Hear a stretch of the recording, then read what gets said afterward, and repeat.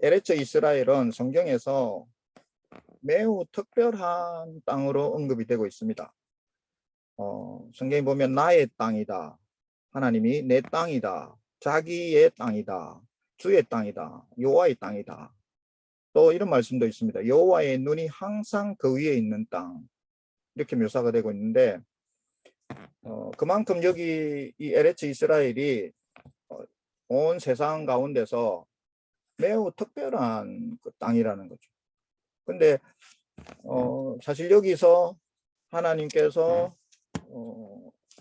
구속사역을 시작하셨고 여기서 하나님이 하시는 모든 일들의 그 무대를 여기에서 시작을 하셨죠. 그러니까 이 땅은 사실 특별한 땅이 될 수밖에 없고, 제가 그런데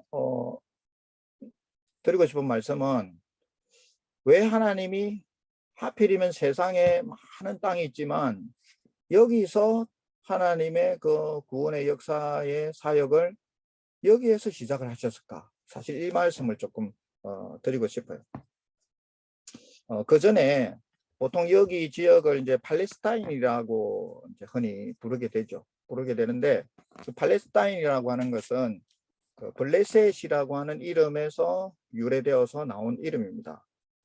잠깐 그 노트 설명을 보시면 AD 132년에서 135년에 바르 코크바라고 하는 사람이 그 반란을 일으키는데, 그때 자신이 그 메시아다 이렇게 그 랍비 아키바가 그때 당시 이제 그 거의 유대인들에게는 그 이렇게 절대적인 그런 스승으로 인정받고 있는 분인데, 그 랍비 아키바가 바로 코코바를 메시아로 선언을 해버립니다. 그래서 이때 예수님을 메시아로 믿던 나사렛파 유대인, 기독교 전신이죠. 그 나사렛파 유대인들이 이 반란에 같이 동참하지 않습니다. 그러면서 사실 기독교가 유대교로부터 완전히 이제 분리되게 되는데, 오늘날 우리 기독교가 하루아침에 기독교가 만들어진 게 아니고 처음에는 나사렛파 유대교인으로 존재했습니다. 그런 이야기들은 사도행전 우리가 공부해 가면서 그런 이야기들을 나눌 수가 있겠는데요. 같은 유대교인이지만 예수님을 메시아로 이제 믿는 사람들을 나사렛파 유대인이다 이렇게 처음에는 이제 불렀어요. 근데 AD 70년에 유대교로부터 이 나사렛파 유대인들이 많이 배척을 받게 되고 1차 분리가 이루어지고, 이 132년 바르 코크바 반란 때 완전히 이 사람들은 유대교인이 아니다 이렇게 하면서 이제 초기 기독교가 완전히 배척을 받게 됩니다. 이런 역사들은 나중에 이제 우리 초기 기독교를 이해하는데 좀 중요한 이야기이기 때문에 제가 한번 언급을 드리는 거고요. 그때 하드리아누스 황제가 이 지역의 이름을 바꿔버립니다. 예루살렘을 알리아 카피톨리아라고 바꾸고 유대를 시리아 팔레스티나로 이름을 바꿔버립니다. 그리고 유대인을 다 추방해버리고 1년에 한 차례 그 정해진 날 외에는 그 예루살렘에 들어오지 못하게 만듭니다. 그러면서 이제 이쪽 지역이 팔레스타인이라고 하는 이름이 이제 그렇게 불리게 됐는데, 이것 때문에 지금도 이제 이쪽 지역이 중동 지역에서 이제 갈등 지역이 된 것이죠. 유대인들은 에레츠 이스라엘이다. 하나님이 우리에게 언약을 주신 땅이다. 이렇게 이제 주장하는 거고, 팔레스타인 사람들은 우리 조상 때부터 여기서 우리가 몇백 년을, 수천 년을 살았다.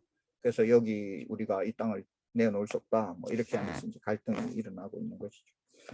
제가 이 땅에 대해서 사실 이제 여러분에게 조금 보여드리고 싶은 그림이 이 그림입니다. 이게 이제 에레츠 이스라엘을 이해하는 가장 중요한 개념 중에 하나가 이 사이 땅이라는 것입니다. 그러니까 아시아와 유럽과 아프리카 사이에 이 땅이 있다는 거예요. 이 그림이 굉장히 중요한 그림인데, 왜 하나님이 하필이면 이 에레츠 이스라엘에서 하나님의 구원 역사를 시작하셨을까? 저는 이 그림 자체가 이미 많은 이야기를 해주고 있다고 생각합니다. 에스겔 5장 5절에 보면 너희들을 나라들 사이에 둘러있게 하였다. 이런 말씀을 합니다. 그래서 이 말씀을 이 에스겔 5장 5절 중심으로 한 3번 정도 하나님이 이야기를 합니다. 이건 뭐냐 하면 이 지역이 요즘 이제 우리가 컴퓨터를 다루게 되면 허브라는 개념이 있습니다. 허브. 이 허브라는 것이 이 모든 것이 이제 이 허브를 허브로 들어와서 이 허브에 다 모인 다음에 이렇게 또 나가게 되죠. 그래서 이 모든 것에 있던 중심이 되는 이게 아시아와 유럽과 아프리카 사이에 여기 이 땅이 끼어져 있습니다. 그러면 이제 어떤 일이 일어나겠습니까? 이 땅에서 일어나는 일들이 순식간에 새 대륙으로 전달이 됩니다. 하나님이 어떤 일을 하시는데 그 하나님이 하시는 일을 가장 빨리 세계에 전해줄 수 있는 지리적 위치가 여기라는 거예요. 그래서 이 대륙의 허브라는 이 개념이 하나님이 왜 이 땅을 나의 땅, 내 땅, 자기의 땅, 여호와의 눈이 항상 그 위에 있는 땅 하시면서 이곳을 택했을까? 이곳에서 하나님 하신 일을 가장 손쉽게 빠른 시간에 그 고대 사회의 어떤 뭐랄까 정보 전달이 늦은 그 시대에 하나님이 정하실 수 있는 장소는 이곳이었다는 것이죠. 그러면서 이곳에서 세계 문명이 일어나죠. 그러면서 이곳이 열강들이 탐내는 지역이 됩니다. 우리가 잘 알듯이 아수르, 바벨론, 그 다음에 헬라, 로마 이렇게 열강들이 일어나면서 이 지역이 소용돌이 속에 휘말립니다. 그래서 이 소용돌이 속에 휘말리면서 첫째는 이스라엘 백성들이 이 메시아 사상을 가지게 됩니다. 신구약 중간기에. 두 번째는 이 열강 속에서 이스라엘 백성들이 이 고통의 역사를 이렇게 거치면서 이 지역이 하나의 어떤 통일된 문화를 가지게 됩니다. 나중에 신구약 중간기를 할 때 이 부분이 이제 중요한데요. 이제 언어가 통일되고 그 다음에 문화나 이런 것들이 하나의 어떤 통일된 문화권이 형성이 됩니다. 그러면서 하나님 이스라엘 구약에서는 이스라엘 백성들하고만 이스라엘 백성들 중심으로 하나님 구원 역사를 진행하다가 신구약 중간기를 거치면서 온 세상에 하나님의 구원 역사를 이렇게 이제 펼치시는데 이 중간기에 이 사이 땅, 이곳이 사이 땅이었기 때문에 이 중간기에 온 세상으로 하나님의 구원 역사가 쉽게 전파될 수 있는 그런 통일된 문화를 하나님이 조성을 합니다. 이게 신구약 중간기입니다. 그래서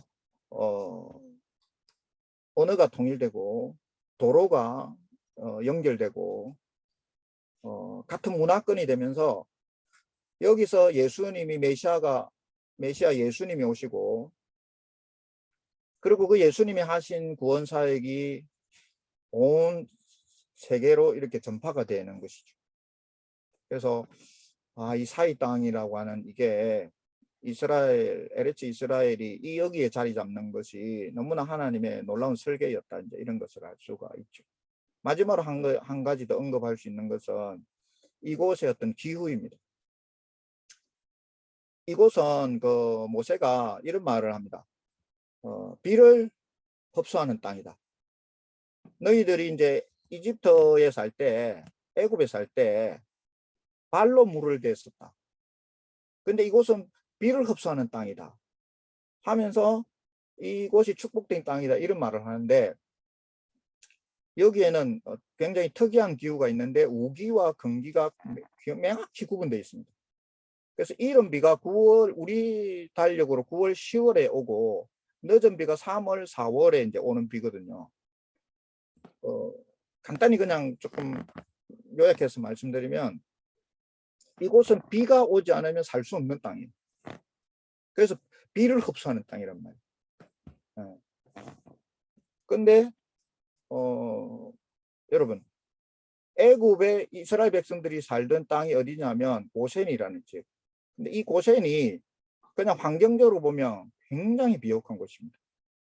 이스라엘 이집트의 그 나일강이 그 딱 시간을 정해놓고 정확한 때에 강이 범람을 합니다. 그리고 물이 이제 싹 빠지면 거기가 이제 옥토가 돼 있어요. 그러면 사람들이 물이 들어올 때는 나갔다가 물이 들어올 때는, 물이 이제 빠졌을 때는 들어와서 그냥 씨만 뿌리면 돼요. 그렇게 고센이라는 지역이 비옥한 지역입니다. 잠깐 여러분의 하나 질문을 드리면, 과연 이 비가 와야만 살 수 있는 이 땅이 축복된 땅인가? 아니면 가만히 있어도 옥토가, 해마다 옥토가 되는 이 고센이 축복의 땅인가? 뭐가 더 축복의 땅이겠습니까? 근데 모세는 이 가나안 땅, 이 비를 흡수하는 이 땅이 축복의 땅이라고 이래 이야기합니다. 우리가 생각할 때 따박따박 통장에 돈이 들어오고 아무 걱정 안 해도 먹고 살 게 있고, 그래서 이 고세는 모세가 말하기를 발로 물을 대는 땅이다 이래 이야기합니다. 물 없으면 발로 그 풍차를 돌려가지고 물을 대면 돼요. 근데 여러분, 노력 안 해도 적금 부어놓은 거 있고 노후 걱정 없고 따박따박 월급 들어오고, 이게 축복일까요? 아니면 하늘만 쳐다봐야 되는, 비가 오기만을 바라보는 하늘만 쳐다봐야 되는 이게 축복의 삶일까요? 근데 우리가 조금만 생각해 보면 이것도 굉장히 축복 같습니다. 그리고 축복의 한 부분이기도 해요. 하지만 진짜 축복은 뭐냐면 하나님만 바라보는 그 삶이 사실은 축복인 거죠. 이렇게 발로 물을 대면 처음에는 하나님께 감사하지만 나중에는 하나님을 잊어버리게 됩니다. 그렇지만 이 땅은 모든 게 하나님과 연결되어 있습니다. 그래서 구약 성경에 보면 가뭄이 왔다. 그거는 이스라엘 백성들이 언약으로부터 지금 멀어지고 있다는 뜻이 됩니다. 가뭄이 있다고 왔다. 그러면 하나님 비가 안 옵니다. 하나님 하늘을 쳐다볼 수밖에 없어요.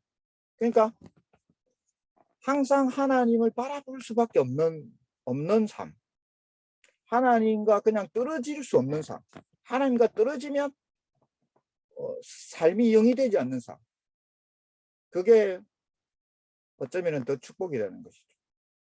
그래서 이스라엘 백성들 여기 갖다 놓은 것은 하나님과의 언약 관계가 삶의 환경에서 피부로 바로 와닿을 수 있는 땅이에요. 이 땅. 기후를 공부를 해보면. 그래서 이 땅이 하나님이 선택한 땅이다. 우리가 그렇게 생각해 볼 수 있겠습니다. 전체적인 큰 배경 환경들을 보시면요, 이게 타우루스 산맥이 쭉 뻗어서 이 갈릴리까지 이렇게 내려오고요. 그리고 이제 산지가 이 중앙산지로 여기까지 이어지게 됩니다. 그리고 해안에 이제 평야가 조금 있고요. 그 다음에 오른쪽에 이 협곡, 요단 협곡이 있습니다. 그리고 그 요단 협곡을 건너서 오른쪽에 동부산지, 또 고원지대가 이어지죠. 다른 지도를 봅시다. 여기가 이제 해안평야 지역이고요. 요 중간에 여기가 지대는 좀 높지만 전체적으로 평평하기 때문에 이게 평지라 그렇게 해서 성경에 보면 셰펠라라고 이렇게 이야기합니다. 셰펠라. 평지라는 뜻입니다. 평평하다 이런 뜻이고. 여기가 이제 중앙산지인데요. 요걸 이제 여러분들이 주목해 보셔야 됩니다. 이스라엘 백성들의 삶의 무대는 이 중앙산지입니다. 그래서 성경에 보면 이스라엘 사람들은 산지 사람이다. 그렇게 이야기를 합니다. 나중에 보면 저 이스라엘 신은 산의 신이다 하면서 뭐 이렇게 이야기하는 부분들이 있어요. 그래서 이스라엘 역사는 주로 이 산지에서 진행이 된다. 그리고 오른쪽에 이제 이게 요단 협곡입니다. 요단강. 요게 이제 갈릴리고요. 이게 이제 염해입니다. 염해. 성경에는 염해라고 되어 있습니다. 사해라는 말은 성경에 없습니다. 염해인데 우리가 잘 알다시피 여기 이제 염해는 뭡니까? 너무 그 염도가 높기 때문에 생물이 살지를 않습니다. 그래서 에스겔에서 말씀해 보면 예루살렘이 이제 한 요 정도 있는데요. 여기 성전에서 이제 물이 흘러나와 가지고 이렇게 이제 흘러내린단 말이에요. 근데 이게 어디로 가느냐 하면 자연 지리적인 그 모양대로 가만히 놔두면 성전에서 물이 흘러내리면 이게 염해로 그냥 가게 돼 있습니다. 이게 지리적으로. 근데 여기가 이 성전에서 물이 흘러가지고 여기에 물고기가 살게 된다. 생물이 넘쳐나게 된다. 에스겔에서 말씀에 이렇게 이야기하죠. 근데 이게 이제 소위 말하는 메시아 시대에 대한 말씀입니다. 메시아 시대를 노래하는 그런 표현들이 여러 표현들이 있거든요. 그 중에 하나가 성전에서 물이 흘러 넘쳐서 이게 사해에 생물들이 넘쳐난다. 예. 이게 이제 메시아 시대가 온다는 그런 말이에요. 근데 이게 히브리어가 자체가 굉장히 시각적인 그 언어고요. 이게 이제 굉장히 그 이스라엘 그 환경에서 보면 굉장히 와닿는 표현이에요. 고대 사람들이 여기 가보니까 너무 이게 작아지고 아무것도 살지 않아요. 근데 여기에 막 물고기가 뛰고 막 이렇게 막 이게 완전히 살아나는 그런 어떤 이 호수가 돼버린다. 그런 시대가 자기들이 꿈꾸는 메시아 시대라는. 예수님이 내가 너희를 저기 베드로를 부르실 때 사람 낚는 어부가 되게 하겠다. 요게 무슨 말이냐? 예수님이 자신이 메시아다라고 하는 표현이죠.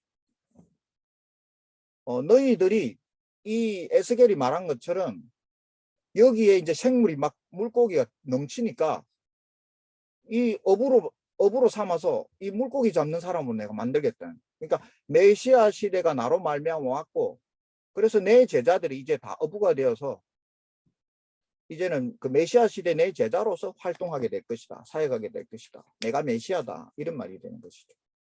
그래서 우리는 보통 이걸 그냥 전도를 격려하는 말로 많이 사용하죠. 근데 이스라엘 사람들이 내가 너희를 사람 낚는 어부가 되게 하리라 예수님 이리 말을 하면 아 저분이 메시아구나 이렇게 알아듣는 거예요. 네. 그래서 이런 배경과 문화 속에서 이제 읽게 되면 성경이 이제 더 잘 보이고 이해가 되게 되는 것이죠. 그리고 이제 이 오른쪽 여기가 이제 다시 굉장히 빠르게 높아지면서 이제 고원지대를 이루고 있습니다. 이게 여기를 이제 트랜스 요르단이라고 이렇게 부르게 되죠. 이거는 좀 다르게 또 입체적으로 좀 보는 그림인데요. 여기 갈릴리에서 요단강이 이렇게 쭉 흐르고 염해가 이렇게 펼쳐지는데 여기가 상당히 지대가 낮습니다. 여기가 마이너스 200m, 여기가 마이너스 400m. 지구상에서 가장 낮은 지역입니다. 그리고 요단 협곡을 중심으로 해서 이 과거에 좀 지금도 지진이 많이 일어납니다. 그래서 제가 지금 정확히 기억은 안 나는데 이 땅이 이렇게 이런 식으로 말하자면 이렇게 움직이는 거죠. 움직이기 때문에 이런 이제 지형이 형성이 됐고 그래서 성경에 보면 지진이 있었다 이런 기록들이 있습니다. 지진이 역사 속에서도 그게 검증이 되고요. 그래서 이 땅은 지금도 지진이 많이 일어나는 그런 땅이죠. 입체적으로 이렇게 한번 보시고요. 보통 이제 우리가 여기 이제 위에 보시면 이제 단이 나오고 요 밑에 내려가시면 이제 브엘세바가 나오는데 요 땅과 이스라엘 땅이라 에레츠 이스라엘 할 때 보통은 단에서부터 브엘세바까지 이렇게 이제 이야기하죠. 여기 이 지도를 보시면 요 단이 여기 있습니다. 그리고 브엘세바가 여기 있죠. 여기를 보통 이스라엘 사람들이 말할 때 단에서부터 브엘세바까지 이렇게 이야기하죠. 요게 대략 한 200km 정도 되겠습니다. 왜 브엘세바까지라고 하느냐 하면 여기가 강우량이 약 200mm, 사람이 살 수 있는 최소한 강우량이 200mm라고 합니다. 그래서 이 브엘세바까지가 강우량이 200mm를 기록합니다. 그래서 단에서부터 브엘세바까지 보통 이렇게 표현하죠. 대략적인 지역을 조금 체크만 하고 넘어가겠습니다. 이쪽 지역이 이제 아람, 여기를 보통 바산이라고 하고요. 바산, 아람 이렇게 같이 생각하시면 되겠고, 여기를 길르앗이라고 합니다. 길르앗. 이쪽 지역이 이제 암몬입니다. 암몬. 여기가 모압, 여기가 에돔 이렇게 되겠습니다. 여기 다메섹에서부터 시작해가지고 여기 하솔, 그 다음에 가나, 나사렛, 그 다음에 세겜, 그 다음에 베델, 그 다음에 헤스본, 그 다음에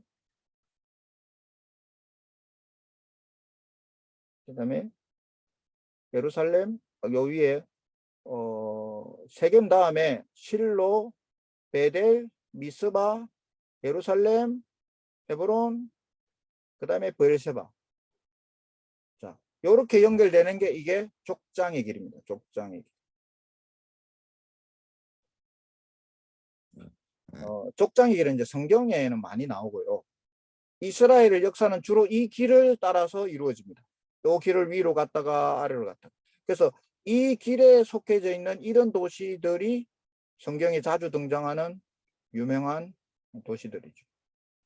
그런데 이제 역사에서 유명한 길은 여기 이제 나사렛 쪽에서 이쪽으로 해서 아벡으로 해서 머깃도로 해서 그 다음에 여기 보면 아벡이 있습니다. 아벡으로 해서 그 다음에 아스돗, 아스글론 가사. 요게 이제 해변길이라고 합니다. 해변길. 요거는 역사에 나오는 길입니다. 그 다음에 또 하나 유명한 길이 밑에서부터 페트라로 해서 보스라, 그 다음에 길하레세, 그 다음에 디본, 메드바, 헤스본, 라빠, 그 다음에 길라 라못, 그 다음에 다메섹으로 연결됩니다. 요게 이제 왕의 대로입니다. 왕의 대로. 역사에서는 요 길과 요 길이 유명합니다. 이 왕의 대로가 이스라엘 백성들이 출애굽을 해가지고 이쪽 에돔으로 이렇게 가지 못하고 밑으로 둘러서 이렇게 올라간 길이 이게 왕의 대로죠.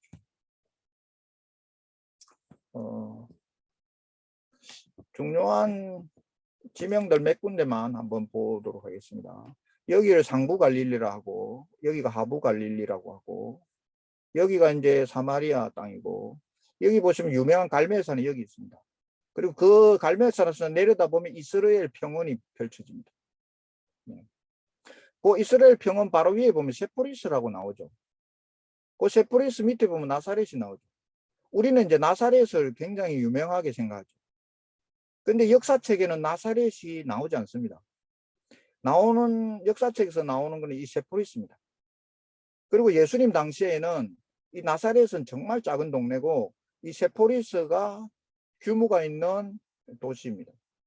그래서 이제 학자들이 예수님의 아버지 요셉하고 예수님이 아마 이 세포리스가 도시가 건설될 때 주로 여기에 가서 노동하면서 살았지 않겠느냐. 그렇게 많이 이야기하고요. 보통 예수님을 목수라고 하죠. 목수. 근데 이 이스라엘 사람들이 목수라고 하는 것은 그냥 집을 한 채를 다 지을 수 있는 그런 사람입니다. 근데 이스라엘 집은 주로 이제 그 돌로 짓죠. 그러니까 우리는 목수하면 이제 보통 이제 나무를 이렇게 다루는 사람으로 이 어감이 그렇는데, 예수님이 목수다라고 할 때는 오히려 석공에 가깝습니다. 석공. 그래서 집 한 채를 지어낸다. 뭐 그렇게 보시면 되겠고요. 그 다음에 사마리아에서 내려오시면 여기가 이제 아까 제가 말한 셰펠라 지역. 셰펠라.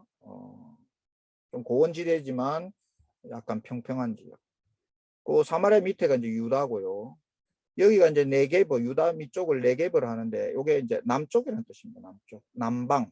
성경에 보면 옛날 개정 성경에, 개혁 성경에는 남방이라고 되어 있고, 지금 성경은 이제 네게버 이렇게 되어 있는데, 남쪽이다 이런 뜻입니다.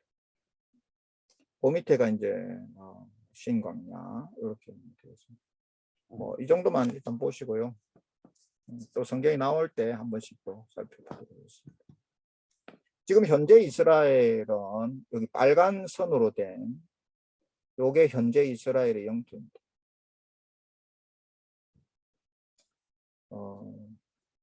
그리고 이 안에 이제 이렇게 뭐 파란색 선 같은 거, 뭐 이런 것들은 이제 그 팔레스타인 쪽 사람들과 이제 갈등이 있는 여러 가지 이제 이런 관계들, 가자 지구하고 뭐 이런 것들 참고만 하시면 되겠습니다. 지금 여기 이 색깔 컬러로 되어 있는 이거 있죠. 요게 이제 성경에서 약속했던 약속의 땅의 경계가 되겠습니다. 요게.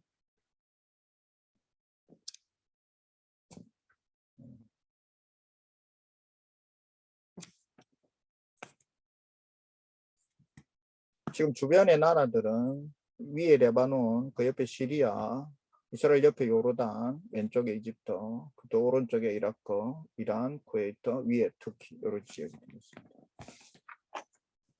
자, 이제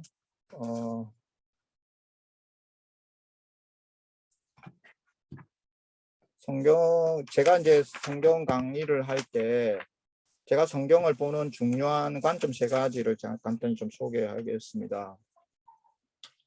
우리가 성경을 볼 때 제가 첫 번째 말씀드리는 것은 하나님의 소원을 따라 성경을 보자 하는 것입니다. 사람들에게는 이제 다 어떤 소원들이 있고, 우리가 이제 성경을 공부하거나 또 성경을 읽거나 뭐 이렇게 할 때도 어떤 자신의 소원이 더 우선시 될 수도 있다고 생각합니다. 저는 이게 뭐 크게 나쁜 건 아니라고 생각합니다. 우리가 자기의 어떤 그 소원을 위해서 이제 성경을 볼 수 있겠죠. 근데 이거는 이거는 조금 그 뒤에 적용하면 좋겠다. 뒤에.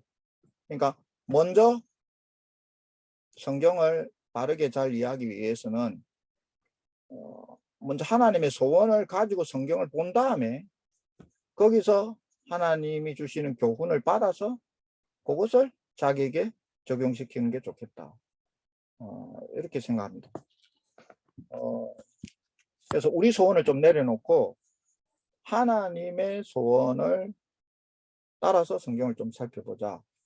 하나님이 성경을 주셨다고 하는 것은, 저는 하나님이 하신 일이 있고, 하나님이 하신 일이 있고, 그 다음에 이 하나님이 하고 싶은 말씀이 있기 때문에 성경을 주셨다고 생각합니다. 그러니까 우리가 이 성경이 도대체 어떤 이야기를 하고 있는가를 살피려고 하면, 하나님이 하고 싶은, 이 성경을 통해서 하고 싶은 말씀이 뭐지? 요거를 먼저 좀 생각해야 된다고 생각합니다. 그래서 요거는 차차 제가 여기에 대해서는 계속 말씀을 드릴 겁니다. 그 다음에 성경을 볼 때는 원독자적인 관점을 좀 유지하면 좋겠다고 생각합니다. 엄밀하게 말하면 성경에 원청중이 있을 겁니다. 그 다음에 원독자가 있겠죠. 이제 모세오경으로 말하면 출애굽 1세대가 모세에게 직접 모세와 함께 동행하면서 모세의 말을 직접 이렇게 듣는 출애굽 1세대가 원청중에 해당될 것이고, 우리가 모세오경이 완성되었다고 보아지는 이제 모압 평지에서 모세가 이제 마지막 고별 설교를 하면서 모세오경을 완성하는데요. 이 모세오경 책이 완성되었을 때 이것을 책으로 읽기 시작하는 사람들은 출애굽 2세대가 되겠죠. 그래서 엄밀하게 말하면 원청중이 있고 원독자가 있지만 이렇게 너무 구분하면 조금 계속 헷갈리기 때문에 저는 이제 이걸 그냥 묶어서 그냥 원독자 요 개념으로 그냥 살핍니다. 자, 성경을 원독자적 관점으로 볼 때 성경을 더 정확하게 볼 수 있다는 것인데요. 왜 그러냐면 성경은 1600년 동안 약 40명의 저자에 의해서 쓰여진 것입니다. 그래서 각 책들은 이 원청중과 원독자가 있는 거예요. 그래서 오경의 독자가 있고 요수아의 독자가 있고 사사기의 독자가 있는 거예요. 자, 여러분, 사사기서를 읽는 사람들은 사사시대 사람일까요? 사사시대 이후의 사람일까? 사사기를 읽는 사람은 사사시대 사람들이 아니고 사사기 이후의 시대의 사람들이 있거든요. 그래서 사사기에 보면 어떤 이야기가 나오느냐 하면 뭔가 사울의 집안이 문제가 있다, 이런 이야기들이 사사기에 들어있습니다. 그 사사기와 하나의 세트라고 생각한 룻기 배경은 사사시대의 배경인데 이 룻기는 누구의 배경을 이야기합니까? 다윗의 배경을 이야기하죠. 그래서 사사기와 룻기를 묶어서 보면 사울과 다윗을 대조하는 이야기가 나와요. 그러니까 이 사사기를 읽는 사람에게 뭔가 하고 싶은 이야기가 있다는 거예요. 요수아를 읽는 사람들에게 하고 싶은 이야기가 있다는 거예요. 대표적으로 신약에 오면 서신서가 있죠. 서신서는 각 교회에 보낸 편지들입니다. 그러면 이 교회들이 어떤 상황들이 다 있는 것이죠. 그래서 자, 우리 이제 한국 교회 기독교 성도님들이 고린도전서를 읽는다 할 때는 이것이 하나님 말씀이기 때문에 그냥 여기에서 나에게 주시는 말씀이다, 바로 이렇게 읽어버리면 뭐 적용도 가능하고 묵상도 가능하고 뭐 실천도 가능하지만 이 중간에 더 이 책을 정확히 보기 위해서는 뭘 봐야 될까요? 이 고린도 전서를 편지로 받았던 고린도 교회를 봐야 되겠죠. 그래서 이 고린도 교회에 어떤 문제가 있어서 어떤 상황이 있어서 바울이 고린도 전서를 보냈는가, 그것을 1차적으로 살핀 다음에 그 교회에 주는 교훈 중에서 변치 않는 진리가 있을 것이고 또 우리가 참고할 수 있는 어떤 원리들이 있을 거예요. 그것을 나에게 적용해야 되는 것이죠. 그렇기 때문에 성경은 그 1차적으로 원독자를 살펴야 된다는 거예요. 그래야 그 성경이 정확하게 보이기 시작한다는 것이죠. 그 다음에 성경을 볼 때는 문화와 환경이나 풍습이나 지리 이런 것들을 알면 알수록 성경이 더 정확하고 풍성하게 보인다는 것입니다. 이런 부분은 요즘 좋은 책들이 많이 나오고 있습니다. 성경의 배경을 알 수 있는, 문화를 알 수 있는 책들. 그런 것들은 참고하시면 되고요. 혹시 다음에 필요하시면 제가 뭐 책 목록이나 뭐 이런 것들 한번 올려드릴 수가 있습니다. 조금만 더 우리가 살피겠습니다. 제가 하나님의 소원으로 성경을 보자고 했는데 그냥 결론부터 말씀드리면, 그래서 성경을 보니까 하나님이 뭘 하고 싶어 하시느냐, 하나님의 소원은 도대체 뭐냐, 하나님이 창조부터 시작해 가지고 예수님의 재림까지 있을 것인데 이 많은 이야기 하신 일들, 또 이것을 성경으로 기록했는데, 그래서 결국 하나님이 하고 싶은 일, 소원이 뭐냐, 그리고 하나님 하고 싶은 말씀이 뭐냐. 저는 한마디로 말해서 하나님은 자기 백성과 함께 하기를 원하신다. 이게 저의 결론입니다. 그동안 성경을 연구하고 살핀 저의 결론입니다. 저는 이 함께 하기 원하시는 하나님의 소원을 여호와 삼마라는 말씀으로 표현을 합니다. 여호와 삼마라는 말씀은 에스겔서 마지막 장 마지막 절 말씀인데요. 보통 이 말의 그냥 뜻은 여호와께서 거기 계신다, 이런 말입니다. 근데 저는 이 말씀 속에서 함께하기 원한 자기 백성과 마침내 함께하기 원하시는 그 소원을 성취하시는 하나님의 모습을 봤습니다. 여호와께서 거기 계시는데 혼자 계시느냐? 그게 아니고 자기 백성과 함께 계십니다. 이게 에덴을 회복한 거거든요. 하나님이 에덴을 시작하실 때 자기 백성과 함께 하기를 시작했습니다. 함께 하고 싶어서 사람을 만들었고 함께 하려고 에덴을 만들었습니다. 그런데 죄가 들어오고 문제가 생기고 함께 하는 것이 깨어졌습니다. 이것을 다 회복시켜 가지고 마침내 완성하는 그림이 이 에스겔서 말씀입니다. 여호와 삼마라는 말씀입니다. 그래서 여호와께서 거기 계시더라. 다시 에덴을 회복해서 자기 백성과 거기 함께 계시더라. 저는 이 말씀 속에서 이게 자기 백성과 함께하기 원하시는 하나님의 소원이 담겨 있는 그런 용어로 사용할 수가 있겠다. 그래서 저는 이제 여호와 삼마라는 이 용어를 제가 쓰는 용어입니다. 여러분들이 앞으로 제가 여호와 삼마라고 말하면 저희 강의 이름이 삼마 성경 강좌거든요. 그래서 함께하기 원하시는 하나님의 소원을 담은 용어로서 여호와 삼마라는 표현을 쓴다. 그렇게 이해하시고 제 강의를 같이 동참하시면 되겠습니다. 자, 이 성경 구절을 한 번씩 우리가 보도록 합시다. 성경을 보셔도 되고 제 이 PPT를 보셔도 되겠습니다. 여러분, 성경은 하나님과 자기 백성이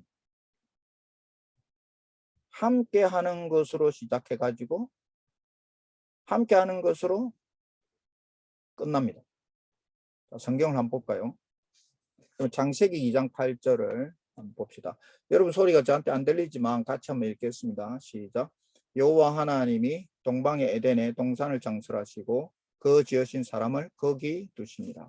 여기서 거기가 샴. 아까 여호와 삼마 할 때 샴입니다. 샴.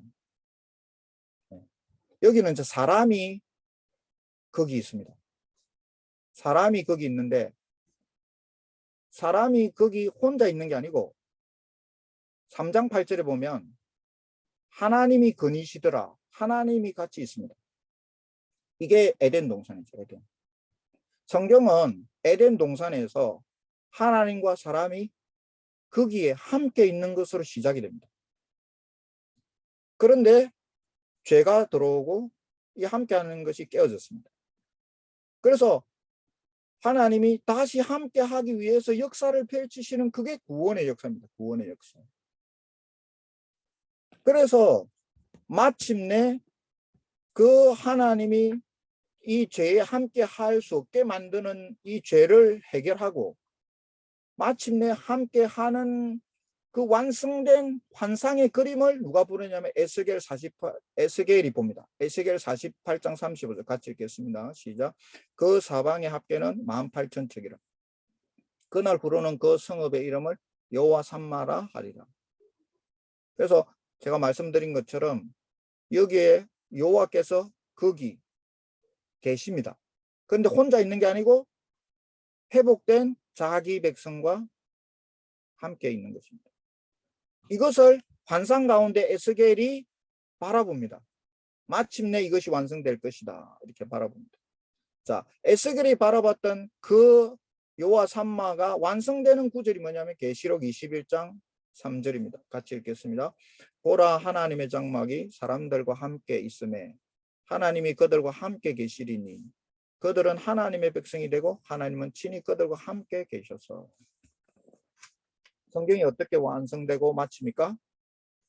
하나님의 장막이 사람들과 함께 있죠. 그리고 하나님이 그들과 함께 계시죠. 에덴이 회복됐죠. 그래서 어떻게 되느냐?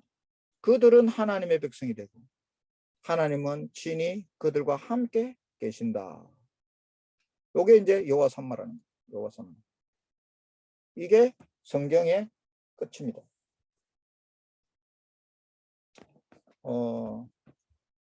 그래서 저는 성경이 함께하기 원하시는 하나님의 소원이 에덴에서 시작돼서 새하늘과 새 땅에서 맞춰지는 이 이야기가 성경 이야기고, 이 중간의 이야기는 다 뭐냐? 함께 할 수 없게 된 것을 하나님이 함께 할 수 있도록 일하시는 구원의 역사, 그것이 나머지 중간의 성경이라는 거예요.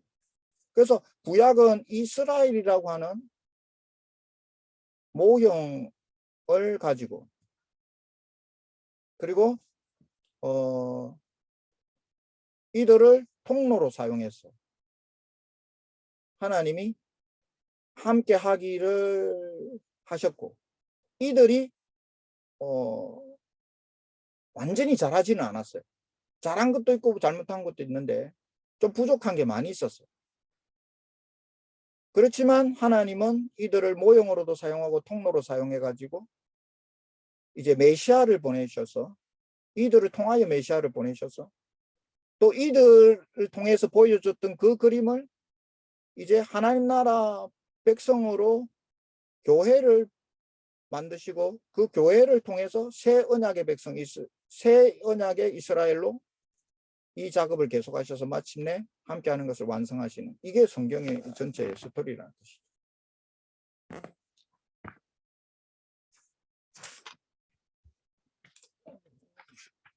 여기까지 제가 조금 이 페이지까지 설명하고 조금 휴식을 가지겠습니다. 하나님의 소원은 여호와 삼마, 함께하기 원하시는 것입니다. 자기 백성과 함께하고 싶은 하나님.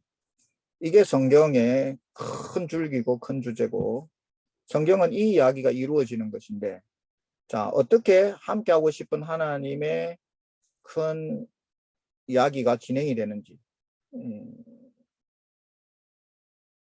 살펴봅시다. 먼저 에덴 동산에서 하나님이 함께하기를 시작합니다. 근데 죄가 들어오고 함께하기가 깨어지고, 이 죄가 온 세상을 타락시켜서 하나님이 노아를 보존시킵니다. 그래서 이 노아를 통해서 여러 민족을 만들고, 이 민족 중에서 한 사람을 선택합니다. 아브라함을 선택해서 이 아브라함을 통해서 이스라엘을 만듭니다. 그래서 이들을 통해 가지고 하나님이 다시 함께 할 꿈을 꿉니다. 다시 함께 할 꿈을 꾸면서 언약을 맺습니다. 그리고 이 언약을 맺은 증거로서 성막을 만들게 합니다. 그 땅 위에 어떤 성막을 하나 만들어라. 거기에 내가 임하겠다. 그래서 너희와 이 장소에서 만나겠다. 이 말을 합니다. 여러분, 에덴 동산에서 성막이 이루어지는데 약 2500년. 성경의 성막 이야기가 출애굽기에 2번을 기록했는데 내용 분량이 상당히 많죠. 우리가 볼 때는 상당히 지루한 내용을 한 번도 아니고 2번이나 써놨어요. 분량이 많단 말이에요. 여러분, 성경에서 어떤 분량이 많다는 것은 하나님이 그 이야기를 하고 싶다는 거예요. 근데 왜 성막 이야기가 그렇게 많을까? 나중에 성경을 보시면 성막, 그 다음에 성전, 예배, 제사, 이게 다 성전 이런 개념과 관련된 거거든요. 이 분량이 성경의 전체 내용 중에 굉장히 많습니다. 근데 이게 왜 많을까요? 이게 왜 이렇게 하나님이 많이 쓰고 있을까요? 뭔가 여기에 중요한 하나님이 중요하게 여기시는 어떤 요소가 있다는 거예요. 그게 뭘까요? 에덴 동산에서 함께 하셨던 하나님이 2500년 만에 드디어 땅에 집을 하나 짓고 거기 오셔가지고 다시 함께 하기를 시작한단 말이에요. 저는 이렇게 표현합니다. 하나님이 지금 너무 감격하고 흥분하신다. 자기 백성과 함께 하고 싶어가지고 너무 그 감격해하는 하나님. 그래서 저는 이 출애굽기 성막을 읽을 때 감격하는 하나님을 상상하면서 그렇게 읽으면 지루하지 않다.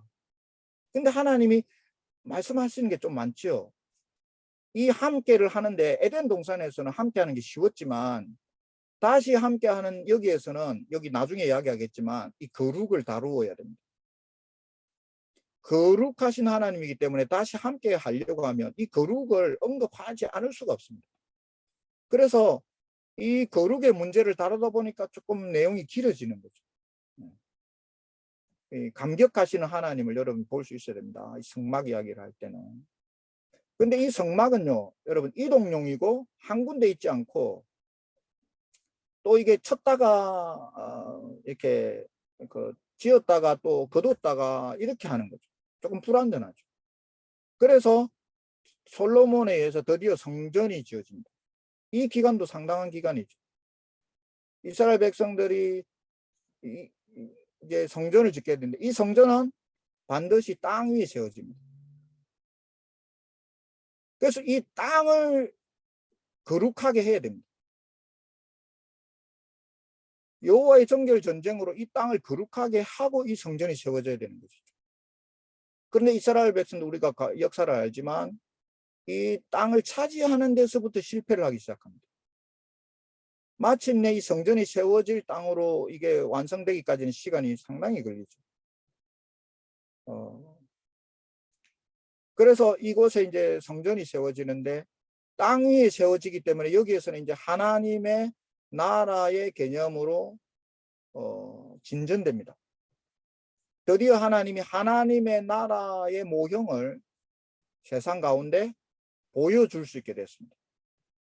그래서 이게 성막보다는 성전이 훨씬 더 하나님이 하고 싶은 여호와 산마를 잘 보여주는 게 성전입니다. 성전. 하나님이 함께하는 세상이 어떤 세상이냐. 하나님과 함께 사는 세상이 어떤 세상이냐. 그것을 이제 이스라엘이라고 하는 나라를 그리고 하나님을 대리하는 왕을 세워가지고 하나님 나라 모습을 제대로 보여줄 수 있는 그 작업이 성전인 것이죠. 성전. 더 발전을 했죠. 근데 이스라엘 백성들이 이 하나님의 나라의 모형, 이 하나님을 대리하는 왕으로서의 그런 왕의 이런 하나님 나라의 제사장 나라의 그런 모습을 잘 못 보여줍니다. 그래서 하나님께서 이대로는 하나님의 이 여호와 산마를 제대로 이룰 수가 없기 때문에 이 성전조차도 하나님이 허물어 버리고 하나님이 직접 이 땅에 와버립니다. 그게 임마누엘입니다. 성육신입니다. 성육신. 임마누엘. 하나님이 우리와 함께 계신다. 이게 이 말이 뭐하고 똑같은 말입니까? 여호와 산마입니다. 똑같은 말이에요. 아까 여호와 산마의 또 다른 말이 뭐냐면 하나님이 그들의 하나님이 되고 그들은 하나님의 백성이 된다. 이것도 여호와 삼마입니다. 임마누엘도 여호와 삼마입니다. 여러분, 하나님이 이 성전에만 이제 계시는 게 아니고 더 가까이 사람으로 오셔버렸어요. 그게 임마누엘의 사건이죠. 그런데 예수님이 구속사역을 이루시고 성천하셨습니다. 그러면서 뭘 약속하십니까? 또 다른 보혜사를 보내주겠다. 그것이 너희들에게 더 좋다. 이렇게 말씀하셨죠. 여러분, 예수님이 땅에 계속 계시는 것보다 성령님이 오시는 것이 뭐가 더 많이 이루어지는 겁니까? 여호와 삼마가 더 많이 이루어지는 겁니다. 예수님이 이제는 우리 나와 함께 계시는 거예요. 모든 사람이 언제 어디서나 하나님과 함께가 가능하게 됩니다. 이게 성령 강림이죠. 이게 성령 충만입니다. 성령 충만. 그래서 우리가 이제 성령의 전이 되어 버렸습니다. 하나님이 하고 우리가 얼마나 함께를 친밀하게 할 수 있느냐? 우리가 성령의 전이 됐습니다. 이게 성령 충만이죠. 자, 그러면 여호와 삼마라는 말이나 임마누엘이라는 말이나 성령 충만이라는 말이나 다 같은 말이라는 거예요. 이게 같은 의미로 다 볼 수 있다는 것이죠. 여러분, 우리가 이제 성령 충만을 말할 때 보통은 이제 능력, 뭐 은사, 뭐 어떤 뭐 이런 쪽으로 성령의 오심, 성령의 어떤 그 역사 이런 쪽의 이야기를 좀 많이 하는데, 이거는 능력이나 은사나 이런 것들은 어찌 보면 추가되는 것입니다. 추가. 부차적인 것입니다. 성령 충만에 있어서 가장 베이스, 가장 중요한 기본 핵심이 뭘까요?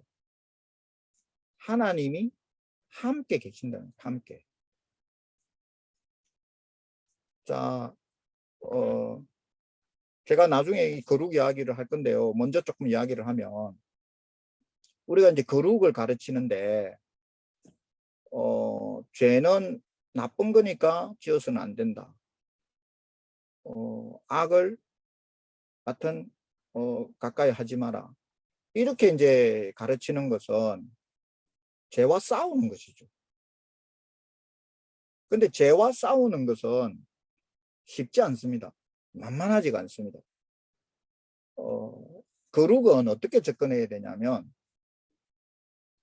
하나님과 함께 하기 위해서 절대적으로 이제 필요한 게 거룩입니다. 거룩을 잃어버리면 하나님과 함께가 안 돼 버립니다. 자, 성도들에게 제일 먼저 무엇부터 가르쳐야 되냐면, 하나님과 함께 하는 것이 얼마나 행복한 것이고 얼마나 귀한 것이고, 하나님과 함께 하는 걸 잃어버리는 것만큼 어리석고 비참하고 바보 같은 것이 없다. 이 하나님과 함께 한다는 이것 여호와 삼마를 먼저 가르쳐야 됩니다.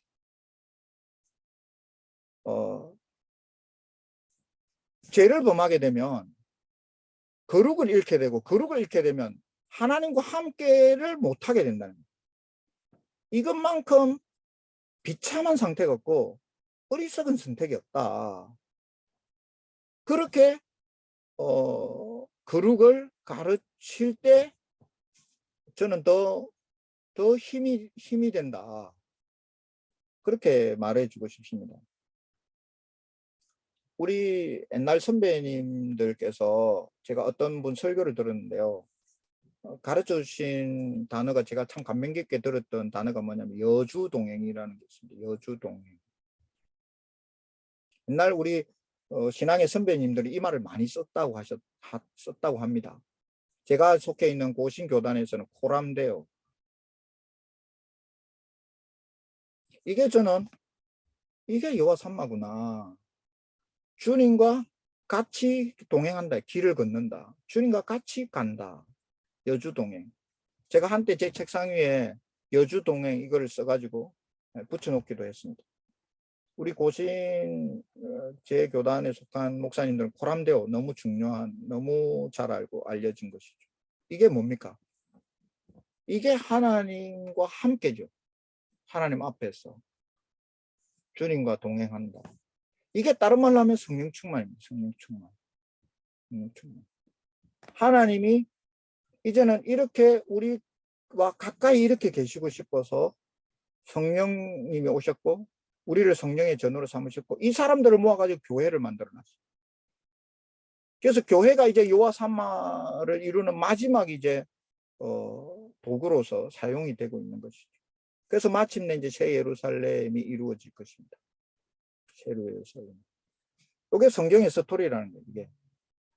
그래서 다시 거룩을 좀 이야기하면 이렇게 여호와 삼마 함께하고 싶은 하나님을 말할 때 반드시 이야기할 수밖에 없는 게 거룩입니다. 거룩. 왜냐하면 하나님이 거룩하기 때문에 레위기에 보면 내가 거룩하니 너희도 거룩하라. 그래야 함께가 됩니다. 그러니까 여호와 삼마를 말하려고 하면 거룩을 언급하지 않을 수가 없습니다. 그래서 여기서 이제 거룩한 삶의 문제를 다루어야 되고요. 거룩한 삶의 문제를 다루려고 하면 거룩한 삶의 원리가 필요하겠죠. 이 거룩한 삶의 원리를 말하고 있는 게 모세오경 토라입니다. 토라. 제가 이제 토라 공부를 하고 나서 마지막에 이제 결론의 말씀을 드릴 텐데 토라를 중심으로 보는 모세오경을 중심으로 보는 성경 해석이라 해가지고 성경이 66권이지만 그 성경 66권의 기본 중심이 있을까? 그 성경 66권을 이해하는 더 중심적인 성경이 있을 수 있을까? 제가 공부한 결론은 그것이 토라라고 하는 것입니다. 모세오경이 모든 성경이 펼쳐지는 그 중심이 되고 거기서부터 모든 원리가 나오기 때문에 이 거룩의 문제가 다루어지기 때문에 이게 신약 성도에게도 여전히 거룩한 삶의 기준이 돼야 되고 이 거룩한 삶을 다룰 수밖에 없습니다. 그래야 하나님과 함께가 되기 때문에 여호와 삼마가 이루어지기 때문에 그래서 신약의 성도 역시 믿음과 동시에 삶이 중요한 문제로 다뤄져야 된다는 것이죠.